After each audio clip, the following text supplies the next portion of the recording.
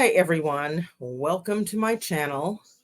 If you're new here, hit the subscribe button. What are you waiting for? Hit that subscribe button. And if you're already subscribed, hit the likes button. And guys, help me out here. Hit that likes button and hit that subscribe button. So today I wanted to talk about this math teacher, and I believe it's out of Missouri. She was having I shouldn't say having an affair, because when you're underage, you shouldn't be having any kind of anything with a student when you're a math teacher. So this was a math teacher, and she was she AR'd, let's just say, a 16-year-old student. Now, usually majority of the time you hear about this going on with men, but now we're starting to hear about it a lot more with women doing the same thing, with having inappropriate relationships with their students. And so this lady, they have pictures of her. She has a child, and she's having inappropriate relationship with her 16-year-old student.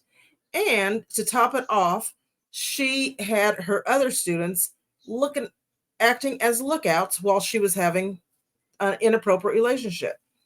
Another student had passed by and seen her having this inappropriate relationship with this young guy.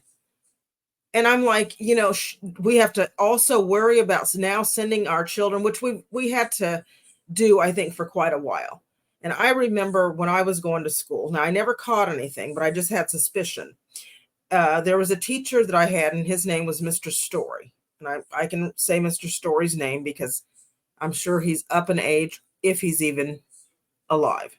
But there was a couple of girls that would dress, they were, provocative.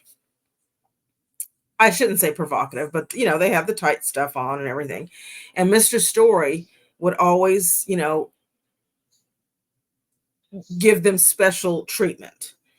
And I wasn't for sure if, I'm not going to say there was something going on, but, now as I look back and I look at, some of the things that are going on in the schools today and the stories that's coming up, and how the girls or young men would say, she would always, give me special treatment. And then her friends would say, yes, the teacher would always give, my friend special treatment. I'm almost positive that he would, maybe something was going on there too. And I just didn't know it, or none of us, knew it. But he would always do that. And it would be to, just a few girls probably in each class who knew. But in my class, it was like maybe 4 girls that he would just flock to and kind of be flirty with them. And they could talk to him any kind of way. And he would just, but if anybody else would, he would just, you're going to get detention, or you're going to get written up, or, he would just be really mean and nasty. So, it's just sad that you have to worry about sending your kids to school or to daycare. And, you have these predators that are, stalking your kids. It's just, it's scary, very scary. And you have to, be careful. So anyway, I seen this video and I thought, oh my gosh, I want to, make sure, and, because we all have to be aware of what's going on out in this world, and bring it to the channel and get the story out there. And hopefully I'll get some comments on this to what you guys think. If any of my viewers have young children, even in daycare, or young teenage children that are going to school.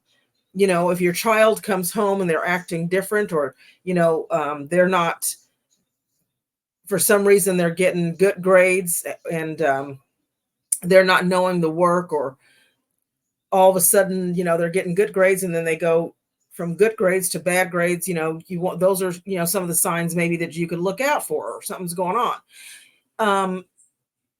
It's just, you just have to be aware, I guess. of some of the behaviors of inappropriate relationships with your teacher and your children. And I can't remember the story of that one teacher, and they made it out of a movie that she ended up, she had inappropriate relationship with her 14-year-old, and she ended up getting pregnant by him. And I can't think of that Letourneau, Mary Kate Letourneau. Yeah, she ended up passing away, and I think he has custody of the children. I think they might be grown now, but yeah, it's just, to me, it's sickening. It's sickening. But anyway, I always have to rant. I'm gonna play the video um, and see what you all think.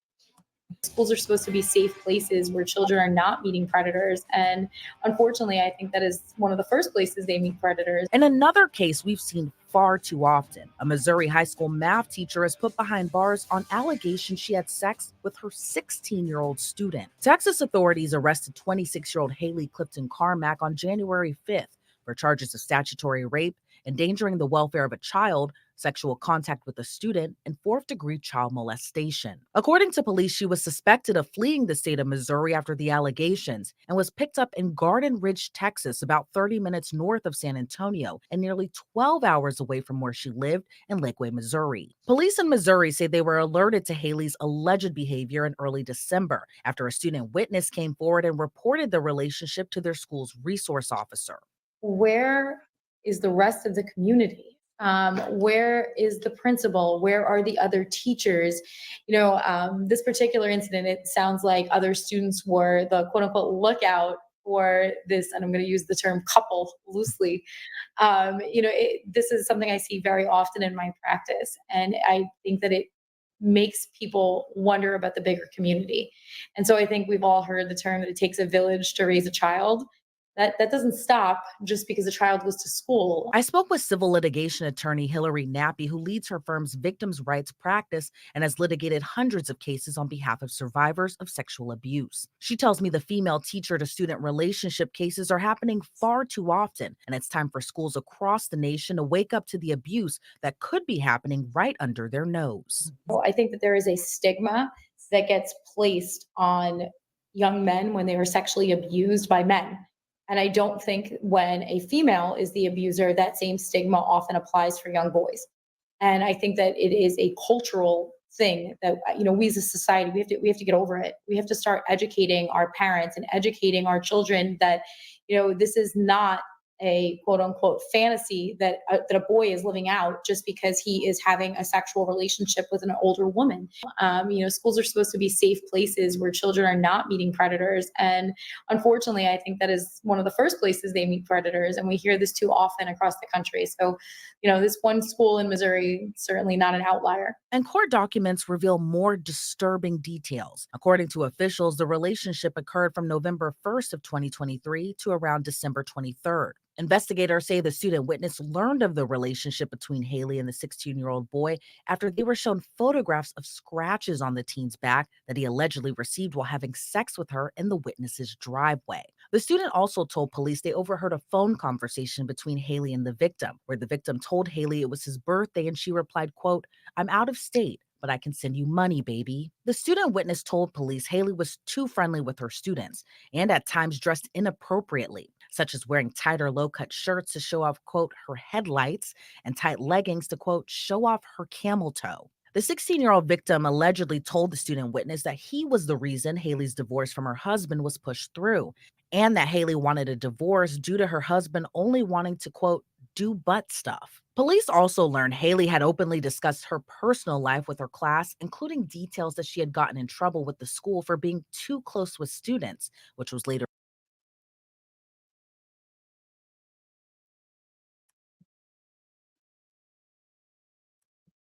Okay. Now, why would you share your personal information with a group of teenage children, because that's what they are. They are teenage children.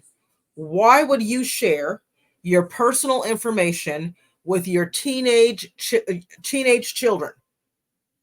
You're telling them about your life. You're telling them about your divorce that you're getting with your husband. You're telling them about what's going on at home. I mean, come on. You're wearing tight clothing, revealing clothing. You're supposed to be here to teach these children math. You're as a role model for these children. And these are young men and young women. And that is what they're going to school to look at. I mean, I'm appalled. And then you get in trouble, you get a write up for doing this stuff because you're too close to your students. And you go back and tell these students that you got the write up.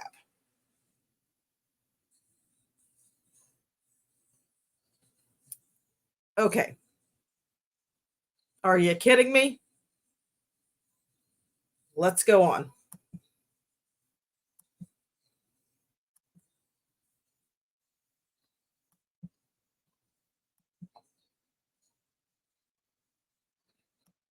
Verified by the district superintendent.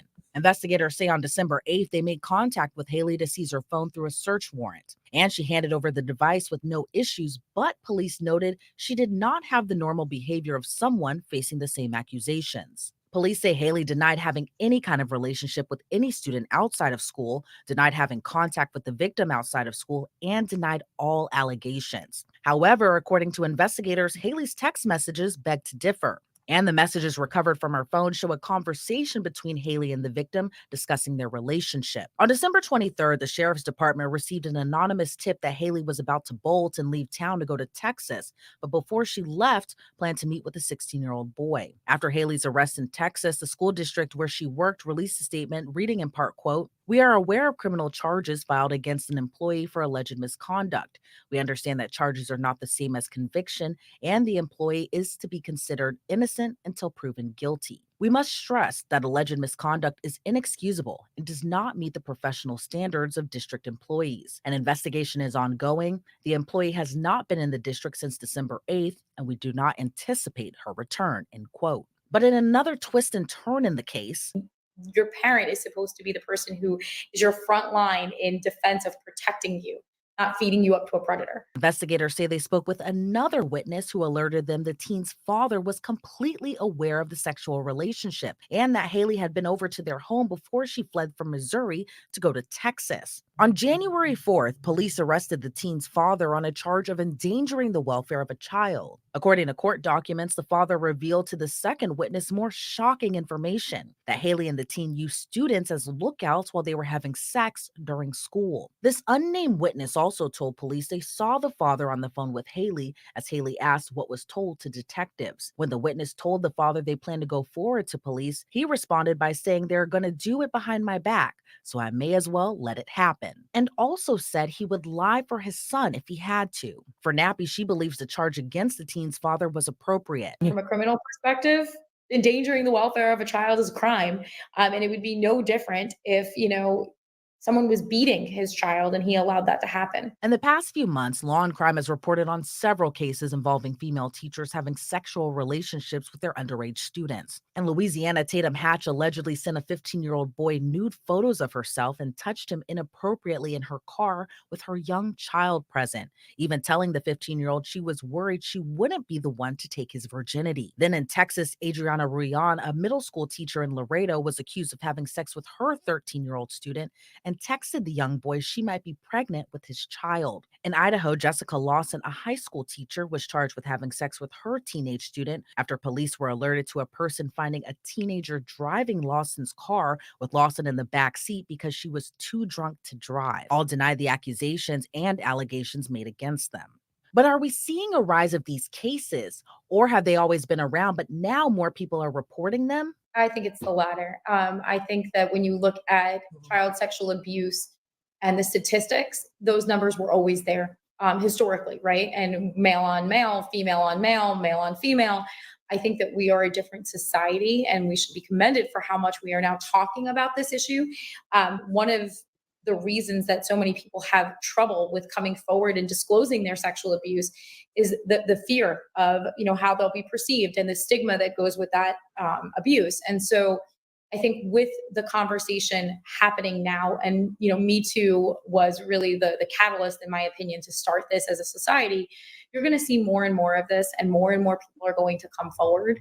I also think, it's kind of like that masculinity view that a lot of young men don't necessarily recognize that their sexual interactions with an older woman are wrong. It gets portrayed in porn and in movies. Attorney who handles these cases on a civil context, we always look for what I like to call red flags, right? What were the obvious signs that something was going wrong here? So look, you have a group of students being a lookout, right? Where were those students supposed to be? Were they supposed to be in another classroom? How did they get to where they were to be monitoring this behavior? Were they given hall passes? Were they given regular hall passes to excuse them from school?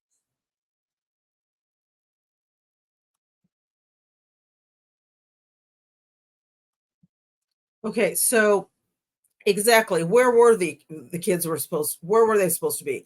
Did she give them a pass to say that they had to stay in her class and finish up work that they didn't finish?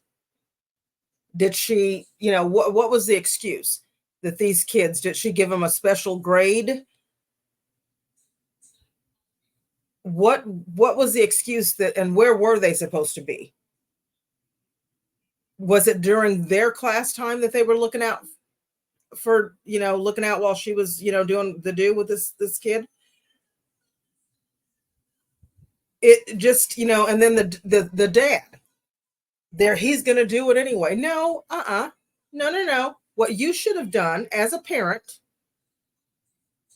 is go and take this kid to the police department.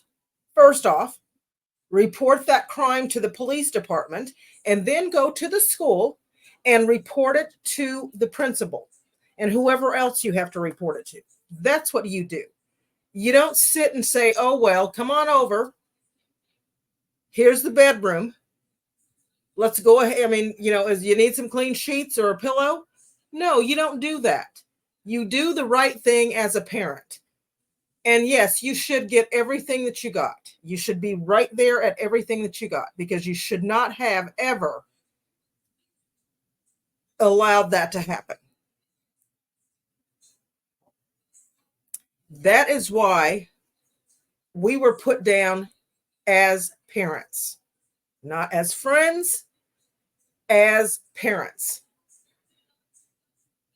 And I say it all the time. Some people don't need to be parents.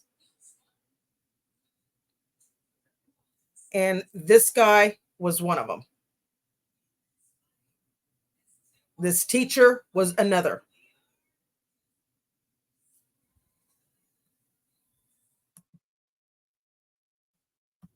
We'll keep going.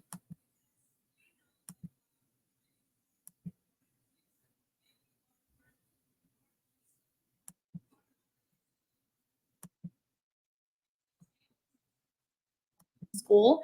What about, the student in question that was, engaging in a sex act? Where was he supposed to be at the time that this was happening? So there are levels of oversight that clearly were missed here. I like to say it always falls back on training and finding the gold standard of how you monitor people. I don't know enough about, in this particular instance, if this female teacher had done this before, had ever had accusations made before, but if so, right, memorializing those and, I think acting quickly on reports of something being off from another teacher and sort of investigating that in the right way, usually kind of spills out into terminating the teacher before something like this happens. But for the victim in this case, he could have more hurdles to overcome later on. But, statistically and scientifically, right, we have more developed brains. That's why there is an age of consent. These things weren't just developed by the legislator to curtail people's behavior. It was based on something. And I think that in my practice, I've seen it where it's taken people quite some time. And if you look at the national movement of extending the statute of limitations for civil lawsuits and criminal recourse, it's accounting for that delayed disclosure. It's accounting for that child coming to grips with what happened, putting it in context, realizing that that sexual relationship, right, had an impact on their ability to focus, their ability to work, to learn, to have other relationships, depression, anxiety, sometimes post-traumatic stress, all get roped into this. And of course, a myriad of other mental health issues, but those are the big ones. They then spin off to different things that people use for Band-Aids to try to deal with it. So early intervention for a child when they are in this situation is extremely important. It ends up teaching that child how to cope. Right? It doesn't cure the situation, but it gives that child some sort of framework for how they kind of get through the triggers that will come. And it's no different for a male or a female.